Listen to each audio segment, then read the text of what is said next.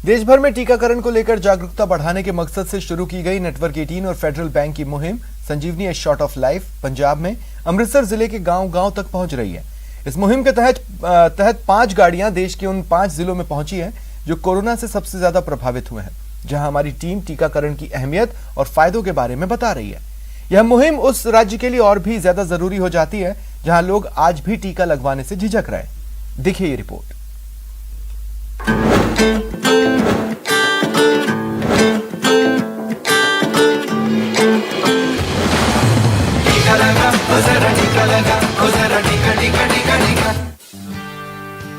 Corona virus से जंग में एक बहुत बड़ा अंतर लाने की कोशिश करती संजीवनी की गाड़ी, जो पंजाब के अमृतसर जिले में कोरोना वायरस और टीकाकरण को लेकर लोगों को जागरूक कर रही है। संजीवनी की टीम 68 गांवों तक पहुंची और लोगों को समझाया कि इस जानलेवा वायरस से बचाव के लिए टीकाकरण कितना जरूरी है। ये न्यूज़ 18 ਦਾ बहुत ही ਵਧੀਆ ਉਪਰਾਲਾ ਆ। ਇਹੋ ਜਿਹਾ ਉਪਰਾਲਾ ਹਰ ਇੱਕ ਨੂੰ ਕਰਨਾ ਚਾਹੀਦਾ, ਪਰ ਇਹ न्यूज़ 18 ਵਾਲੇ ਇਸ 'ਚ ਨੰਬਰ ਲੈ ਗਏ ਆ। बड़ी वधिया गल है जी, हर एक नूं अवेयरनेस होगी, लोग लाओ, नहीं तो लोग बहुत डरे है।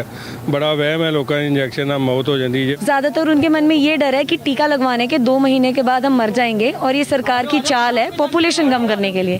ये एक मिथ फैल गया है जो कि हम कम करने की कोशिश कर रहे हैं कि मौत टीके की वजह से नहीं होती। टीकाकरण को लेकर डर और झिझक अमृतसर जिले की सबसे बड़ी परेशानी बन चुकी है। स्वास्थ्य विशेषज्ञों का कहना है कि पंजाब में कोरोना से मृत्यु दर 2.7% है, जो देश के किसी भी दूसरे राज्य से बहुत ज्यादा है। लेकिन अब जमीनी स्तर पर संजीवनी की टीम ये कोशिश कर रही है कि सभी भ्रम तोड़े जाएं और सही जानकारी के जरिए लोगों के मन में बैठे डर को खत्म किया जाए। मेरे मन ਦੇ ਵਿੱਚ ਪਹਿਲਾਂ ਵੀ ਕੋਈ ਡਰ ਨਹੀਂ, ਮੈਂ ਵੈਸੇ ਵੀ BSF 'ਚ ਨੌਕਰੀ ਕਰਕੇ ਆਇਆ ਹਾਂ। ਇਹਦੇ ਨਾਲ ਬਹੁਤ ਵਧੀਆ ਫਰਕ ਪਏਗਾ, ਲੋਕਾਂ ਨੂੰ ਜਾਗਰੂਕਤੀ ਪੈਦਾ ਹੋਊਗੀ। ਲੋਕ ਵੈਸੇ ਵੀ ਖਬਰਾਂ ਪੜ੍ਹਦੇ ਆ, ਟੀਵੀ ਦੇਖਦੇ ਆ। ਵੈਨ ਦੇ ਨਾਲ ਹੋਰ ਵੀ ਬੜਾ ਫਰਕ ਪੈ ਜਾਂਦਾ, ਲੋਕਾਂ ਨੂੰ ਪਤਾ ਲੱਗਦਾ ਵਾ ਕਿ ਹਾਂ ਵੀ ਵਾਕਿਆ ਹੀ ਜਿਹੜੇ ਗਵਰਨमेंट को कर रही है ਇਹਦਾ ਕੋਈ पढ़ाई है, कोई फायदा ही है। हमें कई गाँव से कॉल्स भी आते हैं कि आप दोबारा आएँ, आप जब आए थे हमारी डोजेस खत्म हो गई थी। और वो लोग भी कहते हैं आप हमारे घर पे विजिट करें, आप हमारे पास आएँ, हमें समझाएं, हमारे जो डर हैं, डाउट्स हैं वो ख़त्म करें, ताकि हमारे बड़े जो हैं वो भी टीका लगवाएं।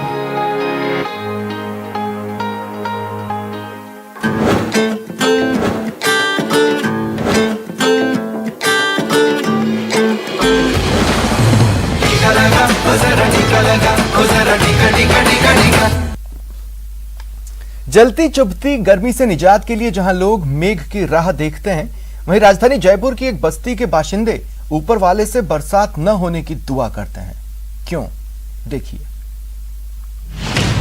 मौत की आहट, बस्ती वालों में घबराहट, कब जागेंगे जिम्मेदार, कितने हादसों का है इंतजार, जान पर भारी मजबूरी, शक्ति कॉलोनी की सुध कब। हमारे यहाँ पे पत्थर गिरा था, ये मकान टूटा था और 2 आदमी खत्म हो गए थे और एक बच्ची के नुकसान हुआ था, उसके भी काफी घायल हो गई थी वो।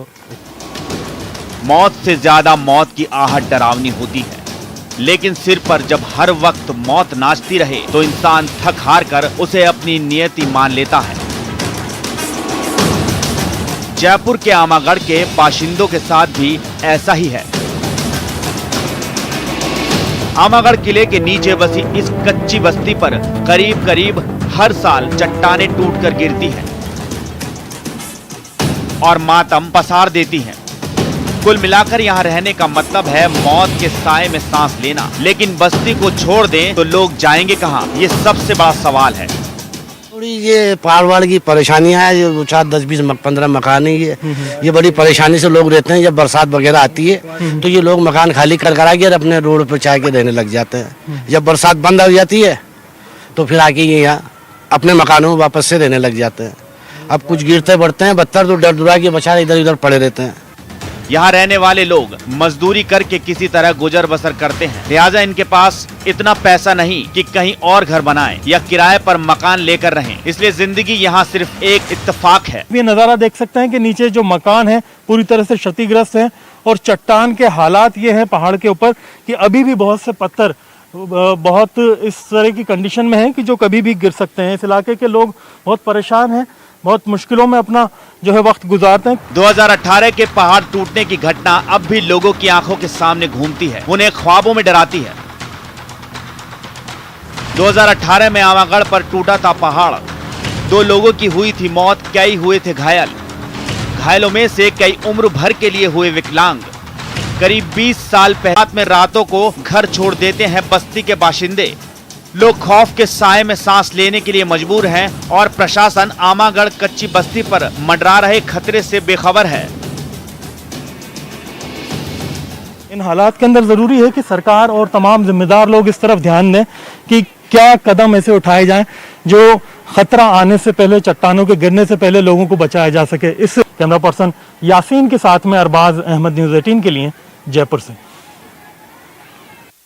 राजसमंद के श्रीनाथ जी मंदिर में आषाढ़ी तौल की परंपरा संपन्न हुई, जिसके मुताबिक इस वर्ष मानसून के सामान्य रहने के आसार हैं। भगवान ने दिए शुभ संकेत, बरसेंगे बदरा, लहलहाएंगे खेत, मूंग मक्का तिलहन ज्वार, भरेगा धन धान्य से भंडार। राजसमंद में इस बार अन्नदाता खुशहाल होंगे।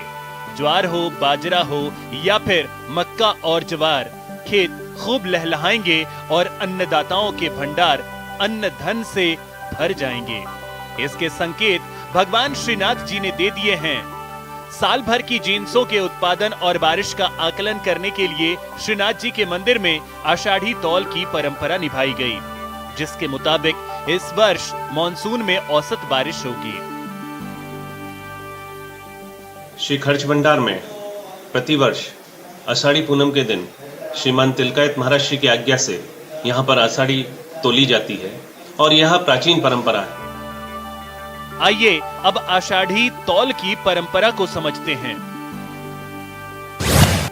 27 तरह की जिन्सों को चांदी के 10 ग्राम वजनी सिक्के से तौलकर इन्हें मिट्टी के 4 पिंडों में दबाकर रखा जाता है। अगली सुबह श्रीनाथ जी के श्रृंगार झांकी के दर्शन के बाद सभी जिन्सों को फिर तौला जाता है। वजन में अंतर के आधार पर बारिश, रोग, हवा और उपज का आकलन होता है।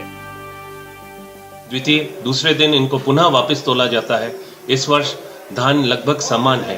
रही बात वर्षा की, तो वर्षा के मुख्य रूप से चतुर्मास होते हैं। इस बार आषाढ़ और सावन में वर्षा कम है, जबकि भादवे और आसोच में वर्षा ज्यादा है। साथ ही इस बार जो हवा चल रही है वो पूर्वाई है, और पूर्वाई जो हवा होती है वो खंड वृष्टि की परिचायक होती है।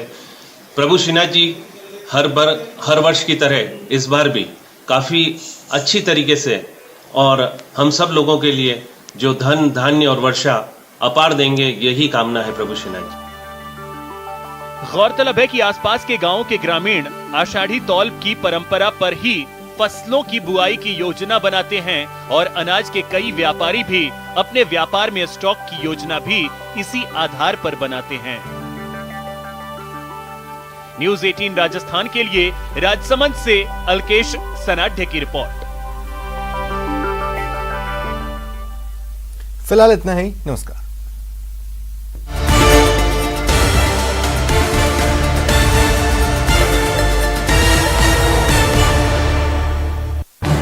इस न्यूज हेडलाइन